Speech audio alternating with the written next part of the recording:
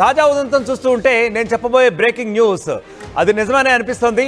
తాజాగా అన్నమయ్య జిల్లాలో ఇద్దరు ఉగ్రవాదుల అరెస్టు కలకలం రేపుతోంది. రాయచోట్లో ఇద్దరు మోస్ట్ వాంటెడ్ ఉగ్రవాదులు అరెస్ట్ అయ్యారు. అబూబాకర్, మన్సూర్ అనే వ్యక్తులను అదుపులోకి తీసుకున్నారు పోలీసులు. అన్నమయ్య జిల్లా రాయచోట్లో 200 మందికి శిక్షణ కూడా ఇస్తున్నట్లు గుర్తించారు ఐబీ అధికారులు, ఇంటెలిజెన్స్ బ్యూరో అధికారులు. తమిళనాడు, కేరళలో పలు పేలుళ్ల కేసుల్లో ఈ ఇద్దరు ఉగ్రవాదులు కూడా కీలక నిందితులుగా ఉన్నట్లుగా తెలుస్తోంది. గత 30 ఏళ్లుగా వీరిద్దరు కూడా అంటే 1995 నుంచి అబూబాకర్ అనే నిందితుడు పరారీలో ఉన్నాడు. అలాగే మన్సూర్ కూడా గత 1999 నుంచి అతను పరారీలో ఉన్నట్లుగా తెలుస్తోంది. ఇద్దరు టెర్రరిస్టులను తమిళనాడుకు తరలించారు యాంటీ టెర్రరిస్ట్ స్క్వాడ్ అంటే ఏటీఎస్ పోలీసులు. ఇప్పుడు దానికి సంబంధించిన విజువల్స్ చూస్తున్నాము. ఇదే ఏరియాలో ఇక్కడ అన్నమయ్య జిల్లాలో వీరు కొంత చిల్లర దుకాణం కూడా నిర్వహించినట్లుగా తెలుస్తోంది. అనేక ఉగ్ర కార్యకలాపాల్లో పాల్గొని గత 30 ఏళ్లుగా తప్పించుకు తిరుగుతున్న వీరిద్దరిని Tamil Nadu anti terrorism squad ATS పోలీసులు అదుపులోకి తీసుకున్నారు. 1995 నుంచి పరారీలో ఉన్న అబూబాకర్పై అనేక ఉగ్రవాద కార్యకలాపాలకు పాల్పడ్డ కేసులు కూడా ఉన్నాయి. ఇతను రాయచోటి పట్టణం కొత్తపల్లె ఉర్దూ పాఠశాల ఎదురుగా అమానుల్లా పేరుతో చిల్లర దుకాణం నిర్వహిస్తూ జీవనం సాగిస్తున్నాడు. అంటే పేరు మార్చుకుని ఒక ఎలియాస్ నేమ్తో ఇతను చిల్లర దుకాణం నిర్వహిస్తున్నాడు. స్థానికులు ఇతన్ని కేరళ కుట్టిగా పిలుస్తూ ఉంటారట. సో ఇక మొహమ్మద్ అలీ అనే మరొక నిందితుడు 1999లో తమిళనాడు, కేరళలో బాంబులు పెట్టిన ఘటనల్లో కూడా కీలక నిందితుడిగా వ్యవహరిస్తున్నాడు. ఇతనికి రాయచోటి మహబూబ్ బాషా వీధిలో సొంత ఇల్లు కూడా ఉంది. ఇతను చీరల వ్యాపారంతో పాటు చిల్లర దుకాణం ఒకటి నిర్వహిస్తున్నాడు. వీరిద్దరూ కూడా అప్పుడప్పుడు కొన్ని నెలల పాటు కనిపించకుండా పోతారని, ఎవరైనా ఎందుకు కనిపించలేను అడిగితే మాత్రం వారు వ్యాపార నిమిత్తం విదేశాలకి ఇవన్నీ కూడా టూర్లకు వెళ్తూ ఉంటామని, సో వ్యాపార కార్యకలాపాలన్నీ కూడా నిర్వర్తించుకున్న తర్వాత మళ్ళీ వచ్చి తమ రెగ్యులర్ కోర్స్ ఆఫ్ బిజినెస్లు నిర్వర్తించుకుంటామని కూడా చుట్టుపక్కల స్థానికులతో చెప్తున్నట్లుగా తెలుస్తోంది. ఇక ఇదే విషయానికి సంబంధించి మా ప్రతినిధి ప్రకాష్ మరింత సమాచారం అందిస్తారు. కిషోర్ మరింత సమాచారం అందిస్తారు. కిషోర్, ముఖ్యంగా చెప్పండి, ఈ ఉగ్రవాద కార్యకలాపాలు ఏవైతే ఉన్నాయో ఇంకా మూలాలు ఇంకా నడుస్తూనే ఉన్నాయో, ఎందుకంటే వీళ్ళు మరింత శిక్షణ కూడా ఇస్తున్నట్లుగా కూడా మనకు తెలుస్తోంది కడప జిల్లాలో. సో మీ దగ్గర అప్డేట్ ఏముంది? యజ్ఞ, ఏదైతే ఉగ్రవాదుల కలకలంతో ఒక్కసారిగా తెలుగు రాష్ట్రాలు ఉలిక్కి పడ్డాయని చెప్పాలి. రాయచోటి పట్టణంలో ఏదైతే స్థావరాన్ని ఏర్పాటు చేసుకుని గత 30 ఏళ్లుగా ఉగ్రవాదులను తయారు చేస్తున్నట్టు ఉగ్ర మూకలను తయారు చేస్తున్నటువంటి పరిస్థితి ఉన్న నేపథ్యంలో కూడా ఒక్కసారిగా కూడా అటు ఏఎస్టీ అధికారులు కూడా ఐబీ అధికారులు కూడా గుర్తించడం జరిగింది. ఈ నేపథ్యంలోనే అటు నిన్న ఏదైతే రాత్రి ఇద్దరిని కూడా అదుపులోకి తీసుకున్నారు. వీరంతా కూడా ప్రధానంగా ఏదైతే రాయచోటి పట్టణంలో ముస్లింస్ ఎక్కువగా ఉంటారు, ఉగ్రవాద స్థావరాలకు అధికంగా ఉంటుందన్నటువంటి ఉద్దేశంతో, అంటే ఒక రకంగా ఉగ్రవాదులను మార్చడానికి అనువైన ప్రాంతంగా భావించినట్టు తెలుస్తుంది. ఆ నేపథ్యంలోనే వీరు ఇక్కడ ఏర్పాటు చేసేది 30 ఏళ్లుగా అంటే రాయచోటి పట్టణంలో ఉన్నటువంటి కొత్తపల్లె ఉర్దూ స్కూల్ ఎదురుగా చిల్లర కొట్టు నడుపుతున్నట్టు కూడా సిద్దిక్ తెలుస్తుంది. అయితే ఈ నేపథ్యంలో షేక్ మన్సూర్ ఏదైతే రాయచోటి పట్టణంలో ఉన్నటువంటి మహబూబ్ బాషా వీధిలో చీరల వ్యాపారం, అదేవిధంగా చిల్లర కొట్టు తో జీవనం సాగిస్తున్న పరిస్థితి. అంటే ఇరువురు ఉగ్రవాదులు కూడా రాయచోటి పట్టణంలో దాదాపు 30 ఏళ్లుగా తిష్టవేసిన నేపథ్యంలో కూడా రాయచోటిలో కూడా వీళ్ళిద్దరిని కూడా ఏటీఎస్ అధికారులు నిన్న ఏదైతే రాత్రి అరెస్ట్ చేయడం జరిగింది. అరెస్ట్ చేసిన నేపథ్యంలో కూడా ఇండియాలో కూడా పలు ఇద్దరిపైన కూడా పలు కేసులు కూడా నమోదైతే ఏదైతే రాయచోటి అదేవిధంగా పోలీసులు కూడా ఇప్పటికే రంగంలోకి దిగారు. ఇది వ్యవహార శైలి అంటే ఎలా ఉండేవారు ఏంటన్నటువంటి విషయం పైన ఆరాధిస్తే మాత్రం ఖచ్చితంగా కొద్ది రోజుల పాటు వీళ్ళు కనిపించకుండా పోయేవారు. అది మన్సూర్ కావచ్చు, అదేవిధంగా అబూబాకర్ ఇద్దరు కూడా కనిపించకుండా పోయేవారు.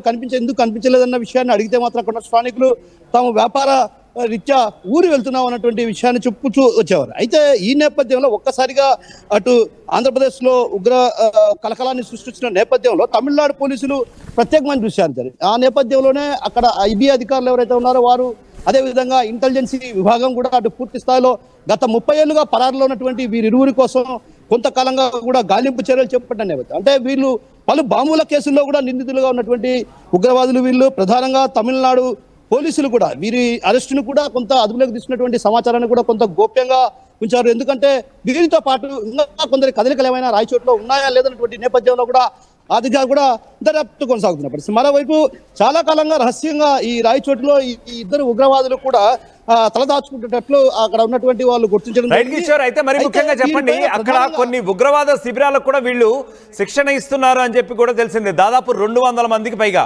అంటే మరి ఈ రకమైనటువంటి అంటే ఇంత తీవ్రంగా శిక్షణ ఇస్తున్న నేపథ్యంలో మరి చుట్టుపక్కల ఎవరికి కూడా అనుమానం రాలేదా? ఏ రకమైనటువంటి అనుమానపు కదలికలు కూడా అటు పోలీసులు కానీ ఇటు ఐబీ వారు కానీ ఇప్పటిదాకా ఏం నోటీస్ చేయలేదా?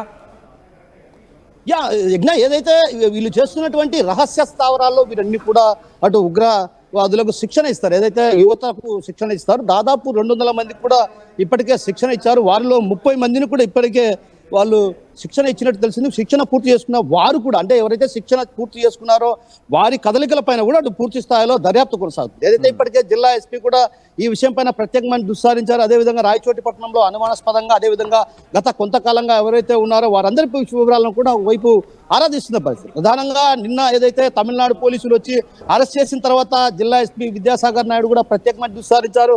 ఏదైతే రాయచోటిపట్నం అంటే ప్రధానంగా అక్కడ ముస్లింస్ ఎక్కువగా ఉండే ప్రాంతం, ఆ ప్రాంతంలో ఎంచుకోవడానికి కూడా ప్రధాన కారణం ఏంటంటే ముస్లింస్ యువకులలో వారిని రెచ్చగొట్టి వారిని ఉగ్రవాదంలోకి దింపే ప్రయత్నాలు చేస్తున్నటువంటి ఆరోపణల నేపథ్యంలో అయితే వీళ్ళంతా కూడా ఇక్కడ శిక్షణ అంతా కూడా ఎటువంటి ఆయుధాలు స్వాధీనం చేసుకున్నారు, ఏమైనా అప్డేట్ ఉందా?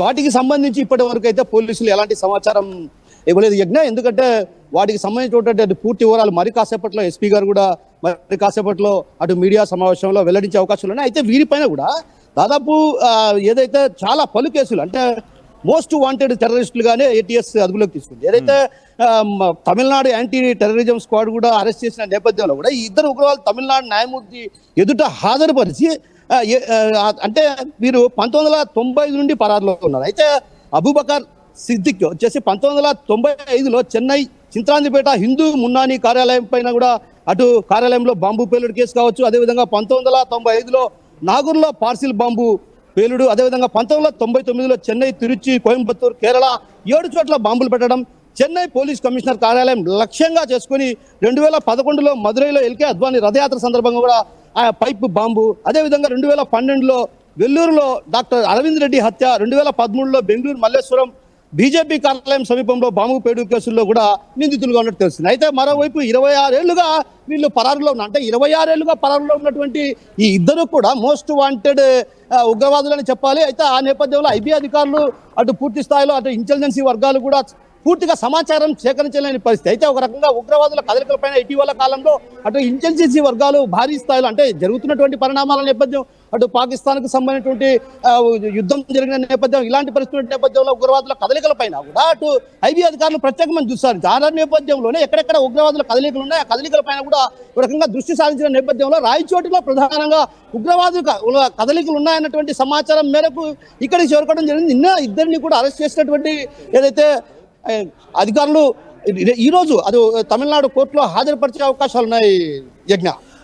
అయితే ఇక్కడ కిషోర్ ముఖ్యంగా చెప్పండి, ఇంకా ఇంటర్లింక్తో దక్షిణ భారతదేశంలో వీళ్ళకి ఎంతమందితో ఉండే అవకాశం ఉంది, ఎంతమందితో లింక్ ఉండే అవకాశం ఉంది?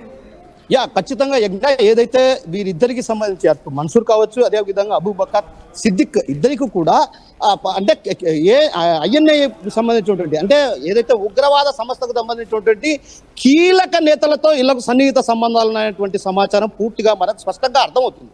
ఏదైతే పలు బాంబు బ్లాస్టింగ్ కేసులలో వీరు ప్రధాన నిందితులుగా ఉన్నారంటే ఏ స్థాయిలో వీళ్ళ ఉగ్రవాద కదలికలు ఉన్నాయో మనం అర్థం చేసుకోవచ్చు. ఆ నేపథ్యంలోనే అటు అంతర్జాతీయ ఉగ్రవాదులతో వీరికి సన్నిహిత సంబంధాలు ఉన్నాయి. ఆ నేపథ్యంలోనే వీరు ఈ విధంగా ఒక రకంగా ఇండియాపై, అంటే భారతదేశంలో ఉన్నటువంటి పలు ప్రాంతాల్లో బాంబులు పెట్టి బ్లాస్టింగ్కు పాల్పడ్డారన్నటువంటి ఆరోపణలు కూడా వెల్లువెత్తున్న నేపథ్యంలో కూడా ఒక రకంగా సన్నిహిత సంబంధం, అంటే మెయిన్ లీడర్లతో వీళ్ళకి సన్నిహిత సంబంధాలు ఉన్నాయి. వాటిపైన కూడా అటు క్షుణ్ణంగా తమిళనాడు ఏటీఎస్ పోలీసులు కూడా వాటిని పూర్తి స్థాయిలో విచారించి ఆ తర్వాత ఎవరెవరిపై సన్నిహితాలు ఉన్నాయి, అదేవిధంగా ప్రస్తుతం ఉన్నటువంటి పరిస్థితుల్లో రాయచోట్లో ఒక రకంగా ఒక్కసారిగా ఉగ్రవాదుల కదలికలపైన కూడా అటు ఉలికి పడిన పరిస్థితి. ఆ నేపథ్యంలో కూడా వీరు 200 మందికి శిక్షణ ఇచ్చారు. ఎవరెవరు శిక్షణ పొందారు, శిక్షణ పొందిన వారిలో 30 మంది అటు పూర్తి స్థాయిలో శిక్షణ తీసుకున్నటువంటి నేపథ్యం, ఆ నేపథ్యంలో ఆ 30 మంది ఎవరన్నటువంటి విషయం పైన కూడా అటు ప్రధానంగా దృష్టి పెట్టి ఆ దిశగా ఆరాధిస్తున్న పరిస్థితి. అంటే ఒక రకంగా ఉగ్రవాదుల కదలికకు కేంద్రంగా మారిందన్నటువంటి ఆరోపణలు వ్యక్తమవుతున్న నేపథ్యంలో కూడా ఒక్కసారిగా రాయచోటి పోలీసులు కూడా అప్రమత్తమయ్యారు. అందులో భాగంగానే ఇప్పటికే ఆయా ప్రాంతాల్లో కూడా ప్రత్యేకంగా విస్తరించి వివిధ, అంటే ఒక రకంగా విభాగాలుగా విడిపోయి పోలీసులు క్షుణ్ణంగా తనిఖీలు, అదేవిధంగా అనుమానాస్పదంగా ఉన్నటువంటి వారిని కూడా అదుపులోకి తీసుకునే అవకాశాలు స్పష్టంగా కనిపిస్తున్నాయి. Right Kishore, thank you. రాయచోట్లో ఇద్దరు మోస్ట్ వాంటెడ్ ఉగ్రవాదులు అరెస్ట్ అయ్యారు. వారిద్దరి పేర్లు కూడా అబుబాకర్, మన్సూర్గా తెలుస్తోంది. అయితే రాయచోట్లో 200 మందికి పైగా ఇప్పటికే వీరు శిక్షణ ఇస్తున్నట్లుగా కూడా ఐబీ అధికారులు గుర్తించారు. తమిళనాడు, కేరళలో కూడా పలు పేలుళ్లలో ఈ ఇద్దరు నిందితులు కూడా, ఈ ఇద్దరు ఉగ్రవాదులు చాలా కీలక పాత్ర పోషించారని తెలుస్తోంది. గత 30 ఏళ్లుగా వీరు పరారీలో ఉన్నట్లు తెలుస్తోంది. అయితే ఇద్దరు టెర్రరిస్టులు కూడా తమిళనాడు